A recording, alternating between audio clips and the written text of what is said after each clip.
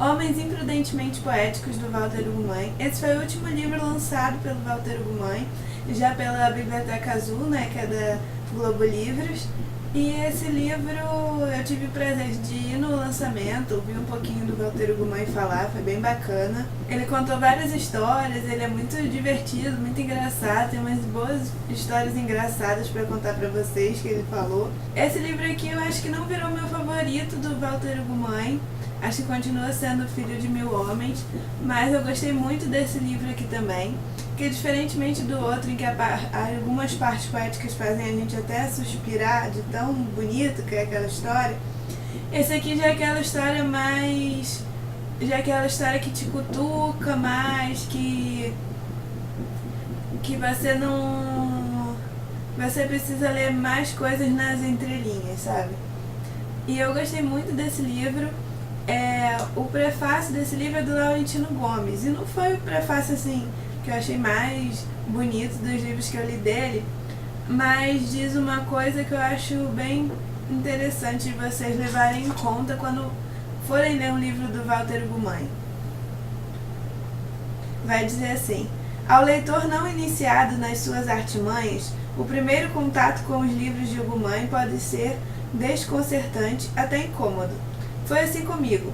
À primeira vista, os capítulos parecem não fazer sentido, descolados e desengonçados entre si.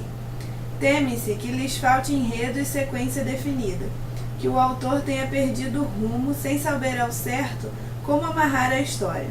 Os personagens vão saindo das sombras de contornos pouco definidos e sem razão aparente.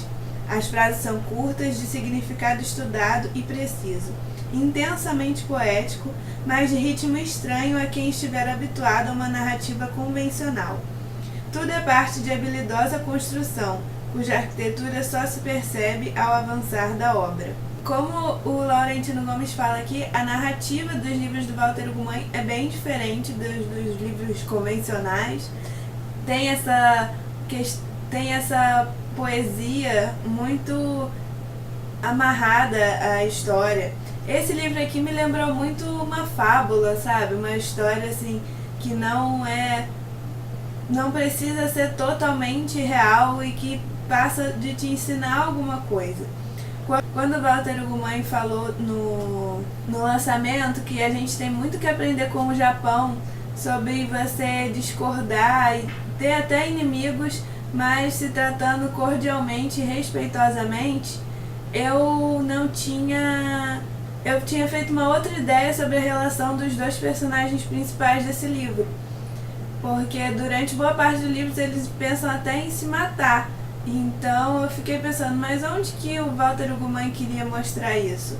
Aí no final do livro que eu fui entender melhor tudo isso que ele quis dizer de se respeitar e da cordialidade. Esse livro vai contar a história do Itaro, ou Ítaro, não sei, que é um artesão, ele faz leques lindíssimos, mas ele não consegue ver muito a beleza das coisas, ele tem uma dificuldade de olhar para frente, de ser otimista. Onde eles moram as pessoas são muito pobres. Mesmo ele fazendo leques belíssimos, ele não consegue vender sempre aqueles leques. E ele mora com a irmã e a empregada que praticamente criou eles dois, que eles chamam de a mãe que ficou. A irmã é cega, então ela não pode fazer muita coisa assim para ajudar, né, a eles a terem uma renda, mas ela é uma personagem muito sensível, muito preocupada com o irmão, mas a relação deles é um pouco complicada. Até que chega ao ponto que ele precisa tomar uma decisão que a gente fica julgando ele ao longo do livro e no final percebe que as coisas não são simples como parecem.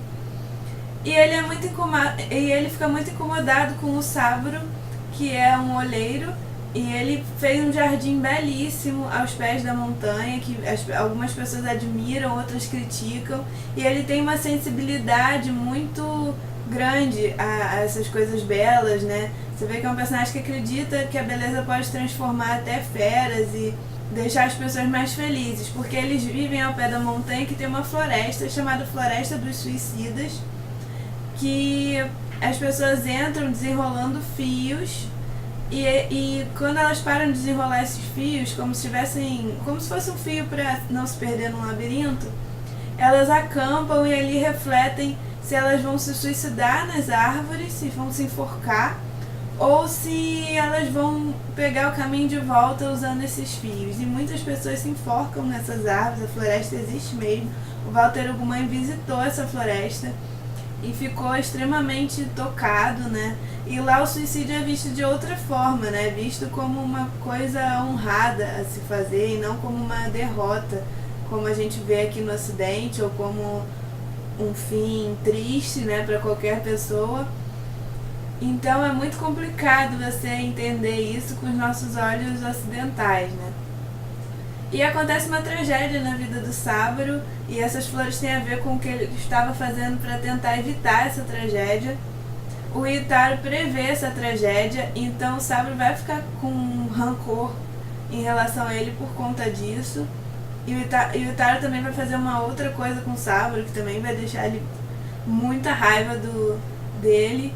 E os dois vão cada vez mais nutrindo esse ódio entre um e outro. Até que chega um sábio lá que vai mudar muito as coisas, como as pessoas veem as coisas. E ele é um personagem que você fica no livro na dúvida até se ele existe mesmo, porque tem uma frase: quem por sorte se pusesse de conversa com ele estaria simplesmente a meditar. Era um homem interior a todos os homens. E cada pessoa o enxerga de um jeito, tem várias opiniões diferentes sobre esse sábio, esse monge. E então eu fiquei bem na dúvida se ele existe mesmo, ou se ele é uma figura simbólica no livro, ou as duas coisas, né? Por que não? Então o livro acompanha as escolhas que esses personagens vão fazendo. Tem uma parte muito interessante do sábio com o Ítaro, que o Ítaro, para ter as visões que ele tem, ele assassina assim, insetos, até as flores não escapam dele. E quando ele vê a morte, ele tem uma visão, mas é sempre uma visão triste, porque como uma visão vinda da morte pode ser boa, né? E ele começa a ficar perturbado pelo fantasma do pai, dizendo que ele não devia fazer mais essas coisas e matar, nem mesmo que vidas tão pequenas, né? Então ele vai procurar esse sábio em determinado livro, e o que acontece é muito interessante. Então há toda uma evolução no comportamento desses personagens até o final do livro. Eu não vou contar o que acontece, porque é um livro curto, então não dá para dar muitos e muitos detalhes. O que mais me surpreendeu no livro, com certeza, foi essa questão da Floresta dos Suicidas. O Walter participou do documentário O Sentimento da Vida, do Miguel Gonçalves Mendes, que foi com ele, né, nessa floresta e filmou. Então tem as imagens desses fios, tem uma história bem perturbadora, a questão dessa floresta que realmente existe. E o Walter aqui explica que ele transportou essa floresta para um Japão antigo. Dá para perceber aqui no livro que a história não se passa nos dias de hoje, mas também não define exatamente em que época se passa. Então é uma história que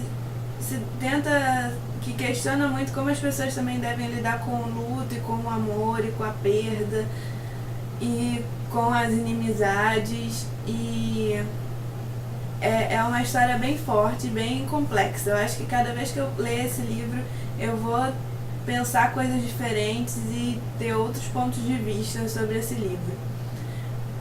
Tem umas questões engraçadas também que o Walter Ugumãe contou no lançamento, que eu queria compartilhar com vocês. Eles descobriram um artesão de leques antiquíssimos, assim, e o leque que nem é fabricado há séculos. E ele ficou super ansioso para entrevistar e fazer perguntas, né, para esse artesão, só que ele não fala nada de japonês. Então eles descobriram uma japonesa que tinha aprendido português aqui no Brasil. E é muito engraçado ele contando, porque ele fala que o japonês começou a falar, né? E a japonesa nada de traduzir o que ele estava falando, aí ele interrompeu, porque ela só ficava assim, sabe, encantada com o que aquele artesão estava falando. E quando ele foi perguntar para ela o que ele falou, pediu para ela passar para ele, ela falou que não sabia, que ficou tão encantada com aquilo tudo que não sabia como dizer aquelas coisas pra ele, eu não sabia mais o que ele tinha dito e ele ficou danado, assim. É muito engraçado ele contando, ele, vocês acham isso bonito? Eu fiquei com muita raiva, porque eu queria saber aquilo ali, achando que aquilo ali seria muito importante pro livro, que iria acrescentar muito a história e não conseguia saber. Quem mediou a mesa foi o Ednei Silvestre. E ele contou vários spoilers do livro, eu espero que eu não tenha feito mesmo com vocês, mas tem várias coisas que a gente ficou assim, ei, não conta isso não, fica quieto. Mas ele perguntou ao Walter Ugumãe sobre ele escrever no celular. E ele falou que quando ele está em Portugal, em casa, ele gosta muito de acompanhar a mãe dele, porque a mãe dele só tem ele, então às vezes ele vai pro shopping com a mãe, vai para diversas lojas, a mãe fica lá escolhendo roupa. E ele fica escrevendo livro, ou escrevendo trechos e ideias no celular. Então ele falou que tem muita coisa escrita no celular dele. E ele falou que as pessoas veem ele no shopping, devem achar que ele fica ali viciado no WhatsApp ou em rede social e ele tá escrevendo alguma coisa. Sensacional isso, né? E muito bacana essa preocupação com a mãe, né? De acompanhar a mãe, mas também de não deixar de trabalhar, que é o tempo que ele fala que ele tem pra trabalhar. E na casa desse artesão ele falou que viu também uma aranha enorme, ficou todo preocupado, tentando alertar as pessoas e ninguém nem ligando ali pra aranha. E ele, gente, olha isso!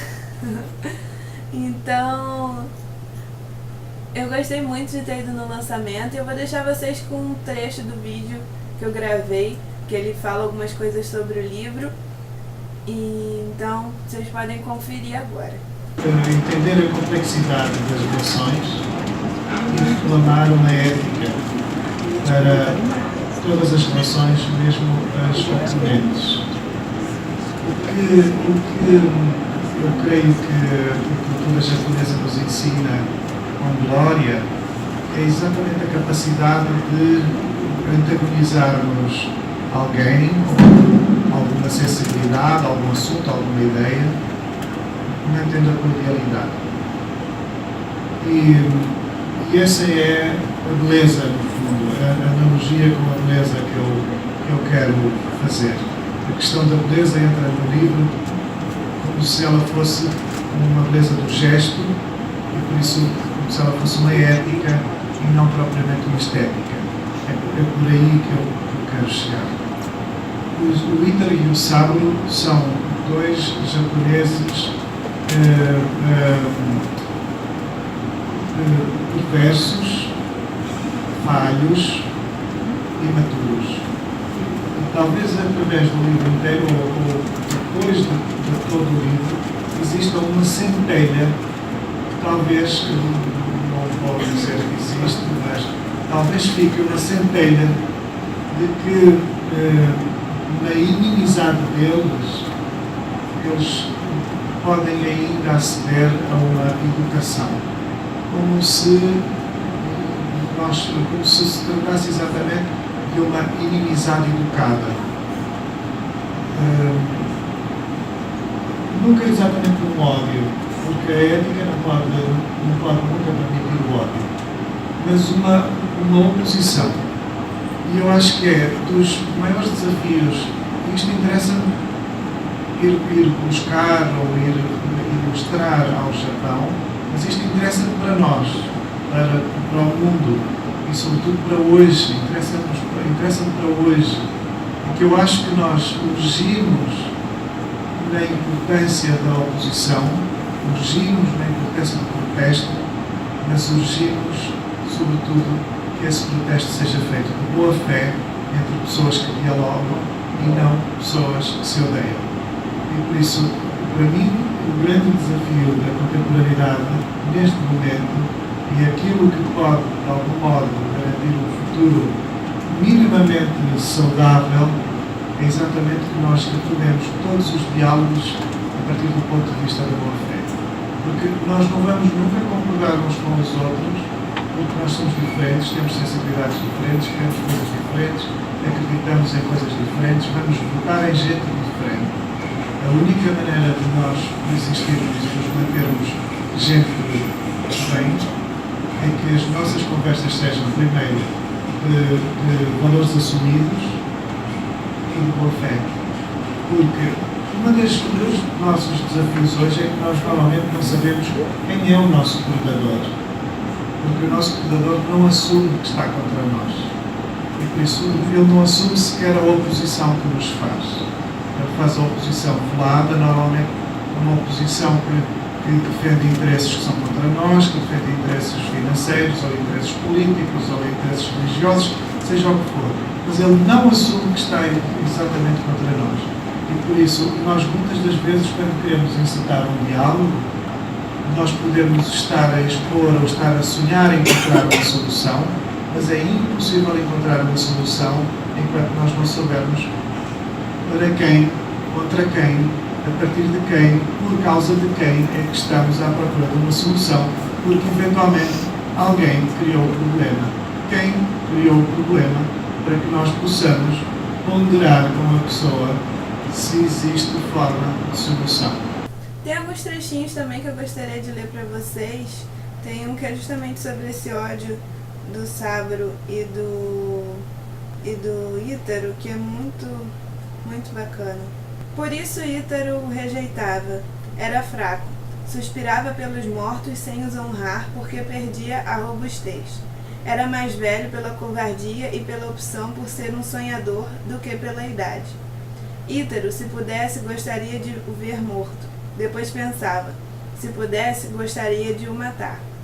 Por seu lado, Sabro, sentimental, pensava que, se pudesse, gostaria de matar o artesão. Depois ponderava e pensava que gostaria de o ver morto. Mas não pensem por esse trecho que o Ítaro é o mal e o Sabro é necessariamente o bom. Eles invertem esses papéis ao longo da história. Você vai se assustar horas com o comportamento de um, horas com o comportamento do outro. Então, isso não é necessariamente definido no livro. É isso então, pessoal. Espero que vocês tenham gostado do vídeo, da nossa decoração natalina. Se você gostou, não deixe de curtir e ajudar a compartilhar. Se puder, se inscrever no canal também. Eu vou deixar o link dos vídeos da resenha do Filho de Mil Homens e do A Desumanização, que também são do Walter Ugumãe. São livros muito bons que vocês precisam conhecer. Até a próxima. Tchau, tchau. Aqueles que queriam morrer chegavam como pessoas a mudar de interiores, carregando pequenos pertences e agasalhos, aparecendo na curva do caminho e impressionados com as flores de sáboro. Dizia-se que alguns suicidas se demoviam da morte só por contemplarem tal jardim. Era por provar. Mas pensava-se que, à beleza das flores, nem só os bichos se amansavam, como também as pessoas se diminuíam das tristezas. Estava provado.